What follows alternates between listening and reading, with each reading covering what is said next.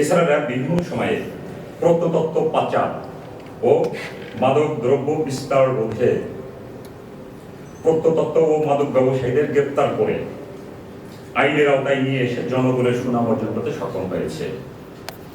তারই ধারাবাহিকতায় গোয়েন্দা তথ্যের ভিত্তিতে র্যাব 10 জানতে পারে যে কতিপয় চোরাকারবারি বেশ কিছুদিন যাবত দেশের বিভিন্ন এলাকা হতে কষ্টি পাথর ও বিদেশি মদ সহ বড় বড় চালান নিয়ে এসে তাদের সুবিধাজনক স্থানে মজুত করে রেখেছে।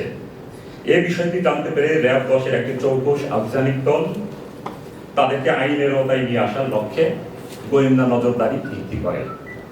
এরই ধারাবাহিকতায় অদ্য 27 মে 2025 তারিখ বিকেল আনুমানিক 3:10 ঘটিকার সময় উক্ত আফগানিক দল গোপন সংবাদের ভিত্তিতে রাজধানীর বেইলি রোডস্থ বেইলি হাইটসের 4th তলার একটি ফ্ল্যাটে অভিযান পরিচালনা করে আনুমানিক 34 কোটি টাকা মূল্যের 3টি কষ্টি পাথরের মূর্তি ও আনুমানিক 40 লক্ষ টাকা মূল্যমানের 110 বোতল বিদেশি ব্র্যান্ডের মদ সহ ব্যবসায়ী চক্রকে গ্রেপ্তার করেছে।